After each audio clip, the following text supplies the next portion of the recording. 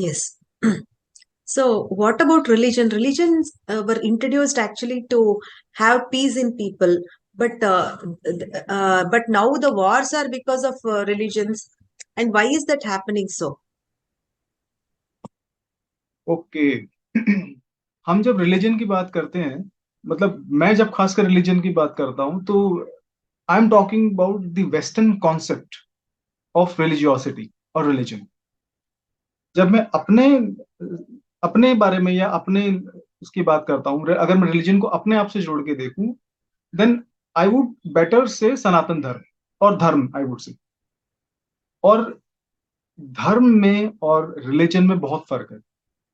थोड़ी बहुत सिमिलैरिटीज है बेसिकली कहीं ना कहीं, बट लोगों ने इसका अलग ही मतलब निकाल रखा है। रिलीजन वर्ड कभी सनातन धर्म में या हमारी ऋषि मुनियों की भूमि में रिलीजन कभी शब्द था ही नहीं। हम हमेशा से, हजारों सालों से, सदियों से, या जब भी ये श्रुति और स्मृति का जो हमारे यहाँ कल्चर रहा है वेदों के द्वारा, जो भी हमारे, क्योंकि आज से 4, 4.5, 5 हजार साल पहले वेद जो लिखा गया था, सबसे पहला वेद, उससे पहले भी हमारा कल्चर था वेदों के ज्ञान का।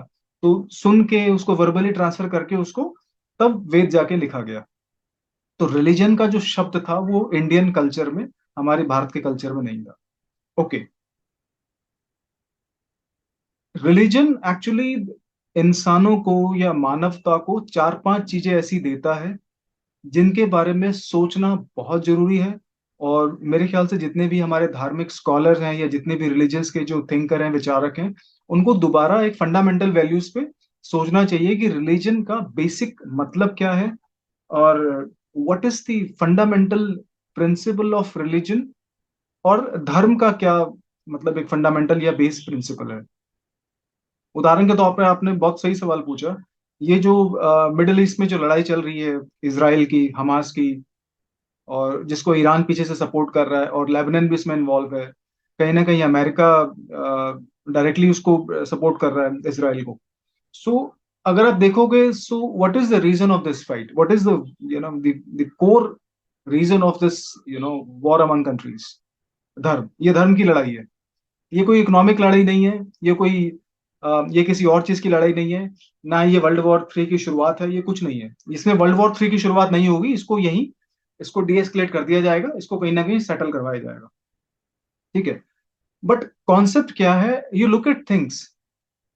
मुस्लिम धर्म के लिए, मुस्लिम धर्म के लिए या तो आप मुसलमान हैं या आप काफिर हैं।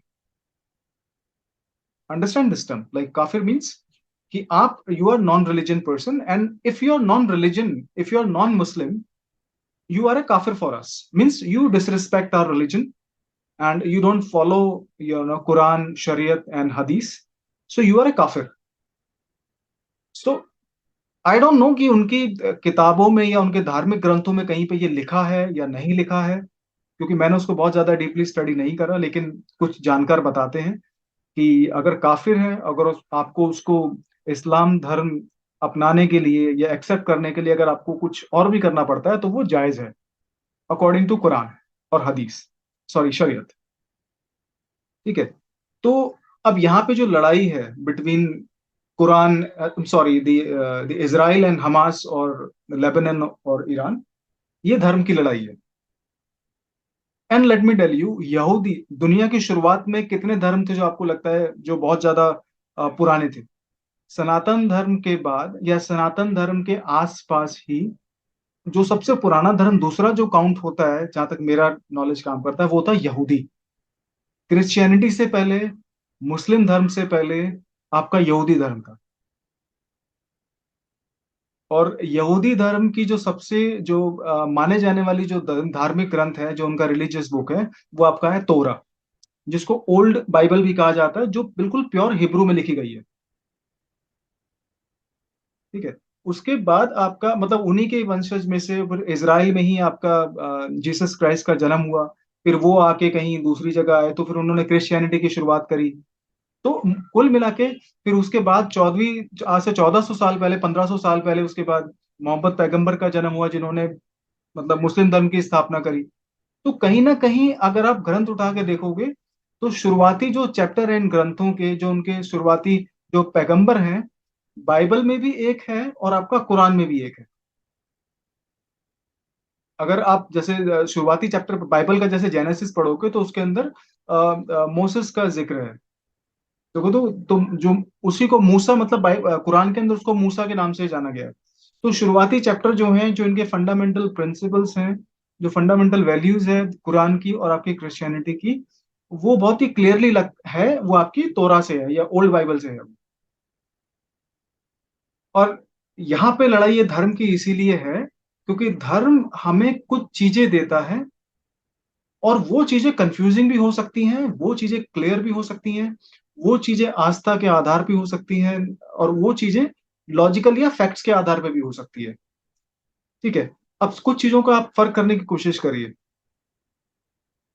मुस्लिम धर्म के बारे में हमें सुनते हैं कि अगर आप जिहाद करते हैं या अल्लाह के नाम पे अपनी अपनी अगर आप जान देते हैं या मुस्लिम धर्म को आप फैलाने की कोशिश करते हैं, और इस दौरान अगर आपकी जान भी चली जाती है या आप अपनी अगर आपको आप शहीद भी हो जाते हैं या आपकी जान भी चली जाती है मुस्लिम धर्म को सपोर्ट करने के दौरान, तो आप सीधा जन्नत में जाएंगे। जन्नत का कॉन्सेप्ट भी उनका बहुत अलग है। आपको 72 हूरें मिलेंगी, वहां पे बहुत सारी सुविधाएं हैं जो इस धरती पे नहीं है। तो ये सारे के सारे कॉन्सेप्ट जो है, पहला कॉन्सेप्ट एक ये है। ठीक है। उसके अलावा आप अगर धर्म की लड़ाई पे अगर आप शहीद होते हैं तो आपका नाम मतलब बहुत ही सुनहरे अक्षरों में मतलब मुस्लिम कौम के अंदर लिखा जाएगा, आपको बड़ी रिस्पेक्ट दी जाएगी। समझ रहे हो? तो ये सारे के सारे जो कुछ कॉन्सेप्ट है ये कुरान देता है। उसके बाद बाइबल आप पढ़ेंगे तो बाइबल में भी साफ साफ लिखा है कि आपका पुनर्जन्म होगा। ठीक है। पुनर्जन्म होता भी है, पुनर्जन्म कोई वो नहीं है, बहुत कम लेवल पे होता है, बहुत कम नंबर से, बट पुनर्जन्म होता है। ये पूरा का पूरा साइंटिफिक और फैक्ट है। ठीक है। तो कहीं ना कहीं क्रिश्चियन फॉलो करने वाले धर्मों लोगों को ये लगता है कि भाई हमारा एक जन्म तो कम से कम होगा, क्योंकि जीसस क्राइस्ट एक बार उठे थे अपनी मतलब मरने के बाद वो एक बार उठे थे, मतलब उनको दोबारा उनको जीवन मिला था। तो सारे क्रिश्चियनिटी को फॉलो करने वालों को लगता है कि हमारा कम से कम एक जन्म तो होगा। और ये अकॉर्डिंग टू सर्वे है। अगर मैं रिसर्च और सर्वे के आधार पर बात करूं तो ये सर्वे बताता है। उसी तरीके से क्या होता है कि हमारा सनातन धर्म हमें बहुत सारी वैल्यूज देता है, बहुत सारी चीजें बताता है। ठीक है। वो सारी की सारी साइंटिफिक हैं या उनमें से कम साइंटिफिक है, वो एक अलग चीज है। ठीक है। लेकिन पुनर्जन्म सनातन धर्म में भी होते हैं। ठीक है। उसके बाद बहुत सारी चीजें ये धर्म हमें प्रोवाइड करता है। ठीक है। एक सबसे इंपॉर्टेंट चीज जो हमें धर्म देता है मंजुला जी, वो है कि हमारे जीवन में जो कुछ भी हो रहा है, अच्छे बुरे सुख दुख या अप एंड डाउन्स, या बहुत सारी ऐसी घटनाएं जो हमें जीवन में समझ नहीं आती। ठीक है। बहुत सारे ऐसे काम जो ऐसी चीजें होती हैं जो जिनको हमारा इंसानी दिमाग समझ ही नहीं पाता। तो इंसानी दिमाग की सबसे बड़ी कमजोरी ये क्या है, कोई भी चीज जो हमारी इंटेलिजेंस से परे है तो समझ लो वो भगवान से जुड़ी हुई है, ऐसा हम मानते हैं। कोई भी ऐसी चीज अगर वो हमारी समझ से हमारी बुद्धि से परे है तो कहीं ना कहीं वो परमात्मा से जुड़ी है, ऐसा लोग मानते हैं, और ऐसा लोग सनातन धर्म में भी मानते हैं। ठीक है। जो कि मैं कहता हूं कि पूरी तरह सच नहीं है। जो चीज विज्ञान एक्सप्लेन नहीं कर पाता, जो चीज इंसानी बुद्धि समझ नहीं पाती, और जिस चीज का कहीं भी कोई एक्सप्लेनेशन नहीं है, इसका मतलब ये नहीं कि वो परमात्मा से जुड़ी हुई है। हो सकता है कि अभी हमारे विज्ञान ने उतनी तरक्की नहीं करी कि उसका एक्सप्लेनेशन ढूंढा जा सके। लेकिन होता क्या है कि विज्ञान जब तक कोई एक्सप्लेनेशन ढूंढेगा, या धर्म या आध्यात्मिक चीजें जब तक उस चीज तक पहुंचेंगी, उस चीज तक पहुंचने से पहले मानवता और इंसान जो एक दूसरे के खून का प्यासा बनता है, ये सारी की सारी मान्यताओं पे आधारित है। और ये सारी की सारी कंफ्यूजन खड़ी होती है अलग अलग धर्मों की मान्यताओं से। मुस्लिम कहते हैं कि पूरा एशिया खाली करो, क्योंकि नाराय तकबीर यहाँ पे होगा, मुस्लिम झंडा फहराया जाएगा। क्रिश्चियन लोग थोड़े से सिविलाइज्ड हैं, थोड़ी सी वैज्ञानिक प्रवृत्ति के लोग हैं, तो वो सबका भला लेके सोचते हैं। कहीं ना कहीं उनके अंदर भी कमियां हो सकती हैं, सबके अंदर होती है। सनातन धर्म का कॉन्सेप्ट है कि हमें सबको प्यार करना है, और सनातन धर्म ही सच्चाई से सबसे ज्यादा जुड़ा हुआ है। और परम सत्य की खोज में अगर आपको आना है तो सनातन धर्म से जुड़िए। तो सारे के सारे धर्मों के सारे सारे रिलीजन्स के फंडामेंटल वैल्यूज हैं, और इन फंडामेंटल वैल्यूज के क्लैश होने पे ही वॉर की शुरुआत होती है। और ये पहला वॉर नहीं है, अगर आप उठा के इतिहास देखेंगे तो बहुत सारे वॉर हुए हैं। हिंदुस्तान में, वेस्टर्न में, मिडिल ईस्ट में, एशिया में बहुत सारे अनगिनत वॉर लड़े गए हैं धार्मिक लड़ाई पे। तो इसका अंत तब तक नहीं होगा जब तक हम इन चीजों को सही से स्टडी ना कर लें। और कहीं ना कहीं इन वैल्यूज के अंदर एक सामान्यता होनी बहुत जरूरी है, क्योंकि वैल्यूज के आधार पर ही होता है। आपकी सोच कुछ और है, मेरी सोच कुछ और है। तो सोच अगर नहीं मिलती तो समझ लो एक कॉन्फ्लिक्ट तैयार हो गया। भाई कॉन्फ्लिक्ट का मतलब क्या होता है? कॉन्फ्लिक्ट का मतलब होता है डिवीजन। मतलब एक डिवीजन का, the state of conflict is a division. Division, the reason of division is you are a different person, I am a different person, and you are a different person because of your thought process, your concept, and your belief system. I am a different person because of my concept, because of my core belief, because of my acceptance.